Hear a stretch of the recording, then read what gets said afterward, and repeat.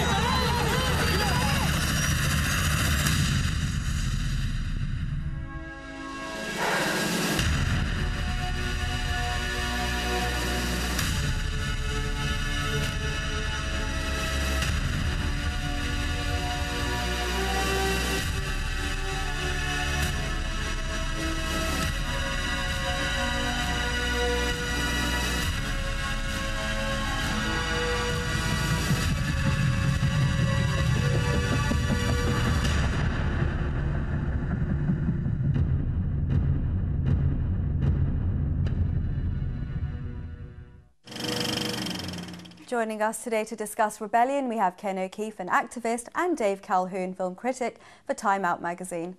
Welcome to the show, both of you. Now, I have to say, I absolutely loved this film, from the action, to the political thriller element. It was very, very powerful, and I really, really enjoyed it. So I want to see if Dave feels the same way about it. Dave, what did you think? I thought it was very successful, actually. I mean, you've got a story here which is going to be unknown to the vast majority of people watching it. It's about a rebellion in 1988 in a French territory which most audiences will not have heard of, New Caledonia, and specifically the island of Uvéa, where the rebellion breaks out. And I think Mathieu Kassovitz does a great job of, it's very strong storytelling, I mean, it's an intelligent thriller, but also getting across the details and the background, the political background to this story as well. He both needs to tell the story of the events going on the island, but he also needs to give us information to do with what's going on with French politics back home as well, because this is happening during presidential election when Mitterrand was standing for re-election against Jacques Chirac, who later became president of France. He does it very well. It's got a very strong forward momentum to it as well, and most importantly, it avoids a lot of cliches you might expect from an action thriller such as this. And he has put a lot of material into this. Now, what did you think of the way he shot the film? I think it's shot very impressively. I mean, what he does is, I mean, he makes it is an action thriller on the surface. There are scenes of fighting here. There are scenes of hostage situations, as you see in the trailer there. I mean, there are helicopters flying over the sea, but it's done on a relatively small budget, I think around 10 million euros.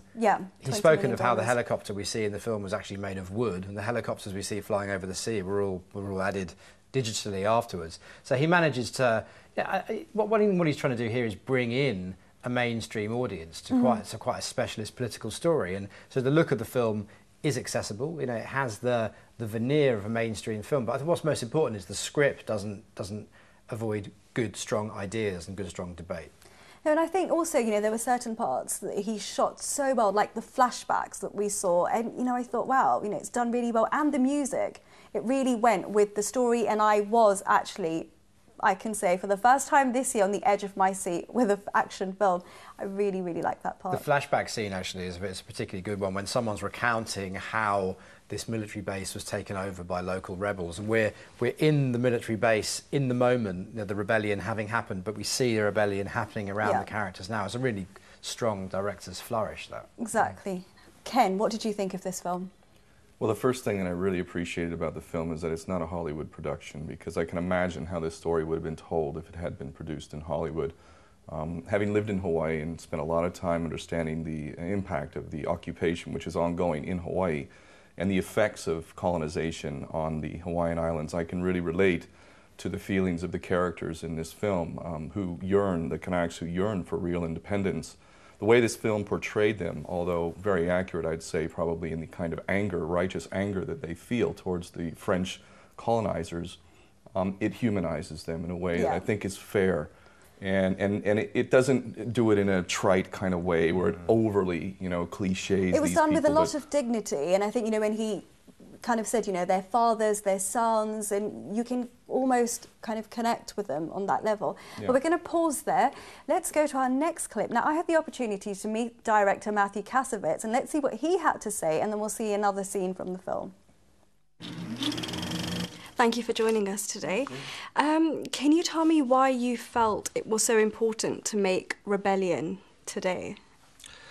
It was important for the story not to be forgotten, and actually not a lot of people knew about it, so of the true story. We heard about an official story when it happened. That story happened in 1988.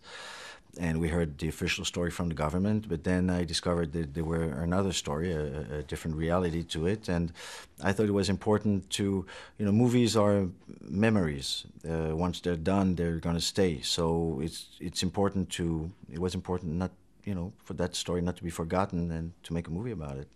I think so. Now, following, obviously, the film's release, there was some controversy, you know, with certain French politicians, even some Kanaks, and the cinema owner in New Caledonia. I mean, why do you think that was the case? You know, it's not a controversial movie. It's a movie that is as close to reality as possible, but it exposes a lie. And the people who were participating in that lie at many levels, for good or wrong, are still there today. So, of course, when you make a movie like that and you're trying to expose that lie and tell the truth, it becomes controversial for them. So they say it's controversial, but it's not. You know, it would be controversial if the movie I did was not the truth, and I was trying to lie and tell a lie or tell a different story. But it's not the case. You know, when you're trying, it's very easy for people to dismiss it by saying it's controversial when you're just trying to expose them. Okay, so there was some controversy surrounding the release of this film by both, you know, the Kanaks and I think that was more to do with the fact that it was told maybe from Philippe's perspective, and obviously with the French politicians. Do you agree with what Mathieu said as to why? Well, I think, for instance, one of the very important facts that's revealed in that film is the extrajudicial killing of some of the Kanaks at the end. After the French have taken control of them, they're completely subdued. There's a clear scene where one of them is shot right in the back by a French soldier. That's important, and that kind of fact has to be realized, and we really need to soak up, especially those of us who come from colonial countries, these realities. So I will certainly agree with him on that level, and there are other nuanced levels of the film as well, where clearly those who are part of the power structure, who have an inherent stake in maintaining the status quo and in the position of power, clearly they wouldn't like the film, and I think that's probably the element that considered it controversial. So I think that's a fair statement from him. Okay, so let's just set the scene. For people who might not know the history, you know, what happened in New Caledonia, how did the French end up there, and why do they, you know, not want to decolonize this land? Well, it's the same old story told over and over again. I mean, Captain Cook came there back in the late 1700s, just like he did Hawaii, and within 100 years, a large portion of the population was decimated by disease, and this was not an accident. We knew that these diseases had a terrible impact on Polynesian cultures, and it was devastating to both the New Caledonians, the Kanaks, and also the Hawaiians and many other Pacific Islanders. So the first thing was the decimation of the population through disease. Next come in the landowners. The French came in, and all the best lands eventually get taken over through one con or another. Those were some of their tribal lands, you know, some sacred places to this indigenous group. It's always the same thing. First they take the land. Of course, later on nickel was found, and this is a very important element, and it gives Caledonia a real price tag value for French colonialists. So of course there's a real interest and stake in maintaining control of those elements to be able to maintain the benefit of the profit that can be made. All the while, the people themselves who come from these lands derive no real benefit from these elements, and ultimately they get disenfranchised, dispossessed of their land. And this is the same old pattern over and over. Now, Dave, one of the actors who plays Alphonse, L'Abbé Lepacus, he's actually a Kanak, and he turned out that he was a relative of the real-life Alphonse, which is really interesting.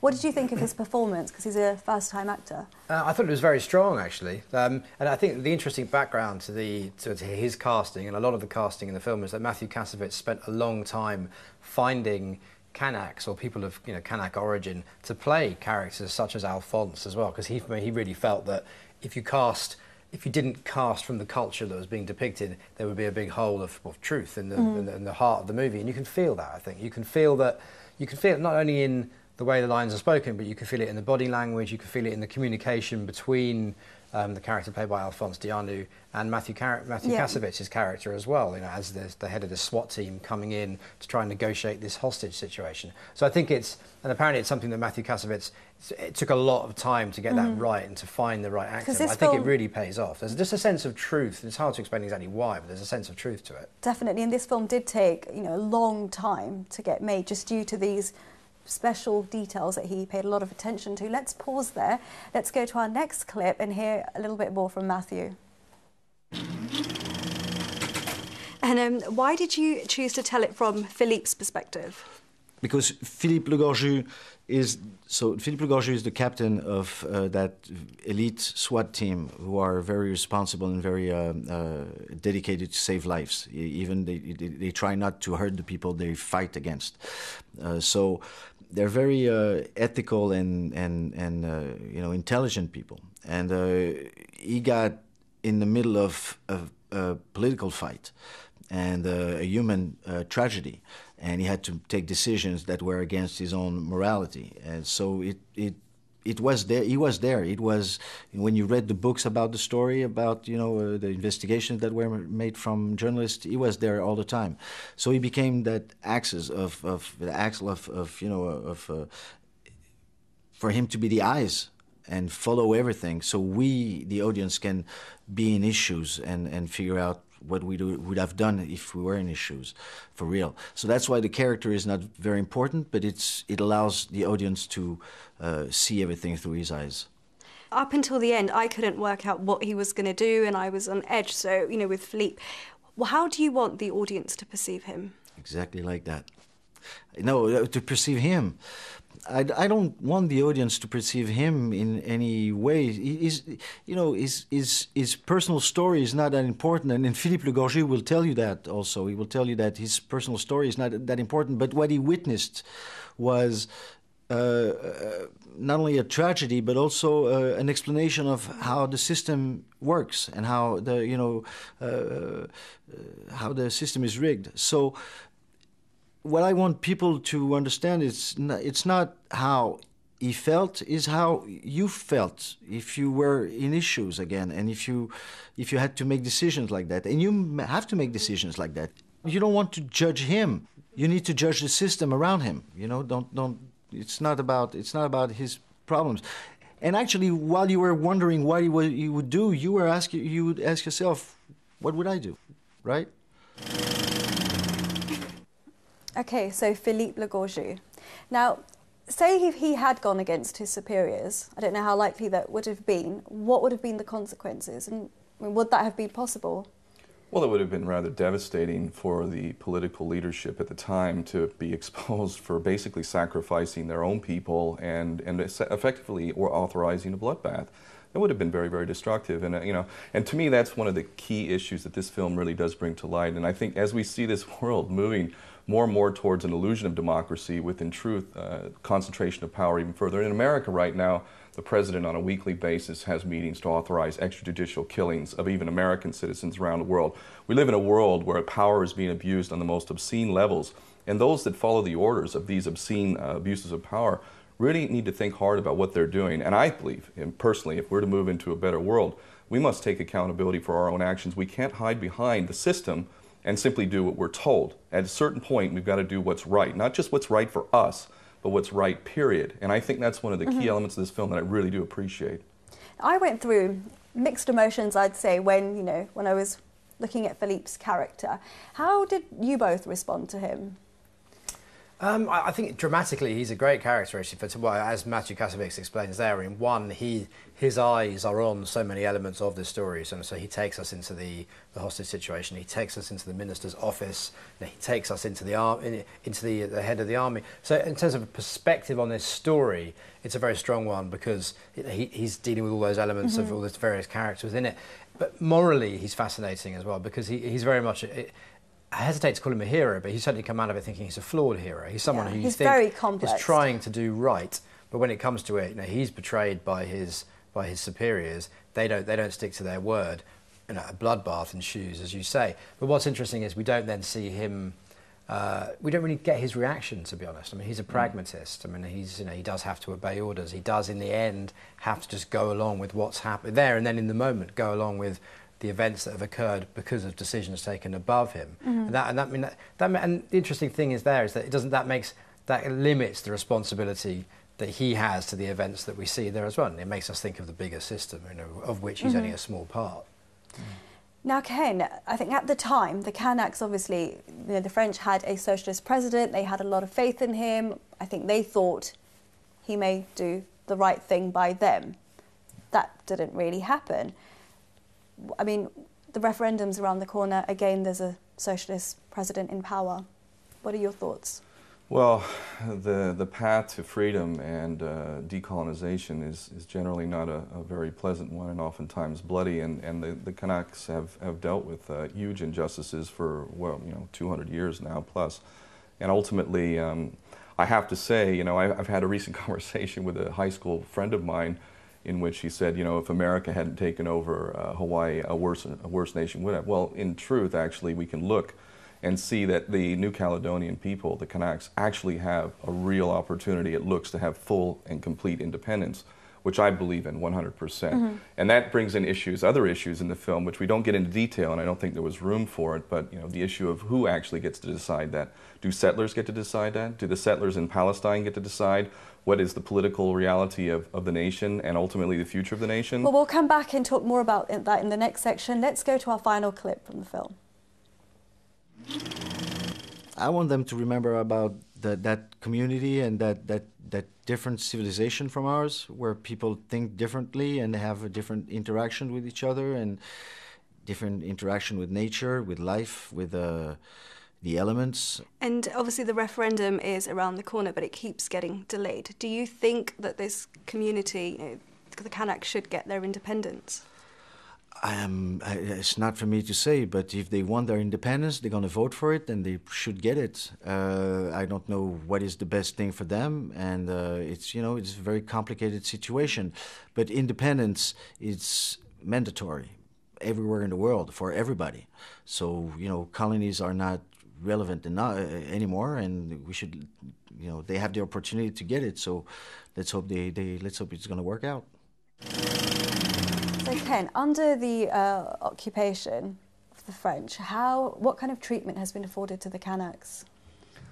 Really, again, it's the same pattern. You bring in the missionaries oftentimes, and they teach you that your customs are hedonistic and inferior, and that they must be abandoned, that you must adopt the culture of the oppressor, the colonizer.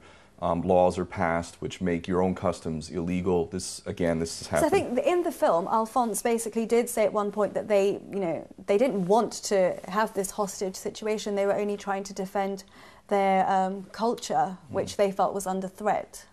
Well, their use of land was like the first thing, really. That the way that they had used this land for generation after generation was basically completely destroyed by the French concept of ownership and ultimately their acquisition of these lands, which is through the same old corrupt means. That a Kanak without land is not a Kanak, as one of their leaders said. You know, you take the land away from any people, you dispossess them of the land, you're going to have deeply emotional scars that are going to continue to live on until those people are able to retain what is rightfully theirs. Every person has a right to the land of which they were born, in which the generations before them came. And ultimately, that's the struggle, and that's what this is about. Now, the current president of New Caledonia, Harold Martin, I think he wants another accord to delay the referendum. But do you think the referendum is a vehicle to create significant political change in New Caledonia? It may be. I'd have to say it would be wrong of me to make an absolute prediction as to what will happen in this regard. But what I do know historically is that referendums from imperial colonialist nations are generally an attempt to maintain the status quo. So the pattern doesn't look good. But from what I can understand of what's going on with the referendum, the New Caledonians, the Kanaks, do actually have a real chance. But of course, they're going to be outspent. Because I wonder how many of them will actually be able to vote. Well, that's what I want to know. That's another issue. Again, should the settlers of Palestine be allowed to vote for the future of Palestine? Should the settlers of Hawaii, American citizens, be allowed to vote for the future of the Kanaka Maoli? I don't think that's correct. I don't care if we've lived there for one generation or two. I think it's only fair that we take an honest look at what we've done. You know, the impact of our colonization and settlements over these centuries has been truly destructive. We've decimated and virtually destroyed many a civilization in the process of doing this. If we want to have any kind of healing, any justice in this world, we have to pay some amends and be honest with what we've done. Now, Dave, this is obviously a foreign language film. What kind of audience do you think it's going to attract? It's interesting because outside of France, it's the appeal of it's going to be limited because only a certain percentage of film audiences like to watch foreign language films. That's the truth. That said, this is a more, compared to some of the more art house foreign language films that are released in the UK or anywhere else outside of France, this is definitely more of a mainstream offering. And interestingly, certainly the people selling the film, the distributor, if you look at the poster, there's an explosion. If you look at the main trailer, there's no French language in it. They're trying to attract a wider audience than a French release normally would. But I think actually, when it comes down to it, it's going to be an engaged audience. It's going to be an audience who's interested in the politics. Well, I do hope that a lot of people do get to see this film because it's definitely one must-see this month. If you're going out, please do watch Rebellion. It's definitely worth it. Thank you to both my guests and, of course, to all of you at home. If you'd like to get in touch with us, you can do so by emailing us at cinepolitics@presstv.co.uk, or you can join our Facebook fan page. Thank you for watching, and we'll see you next time.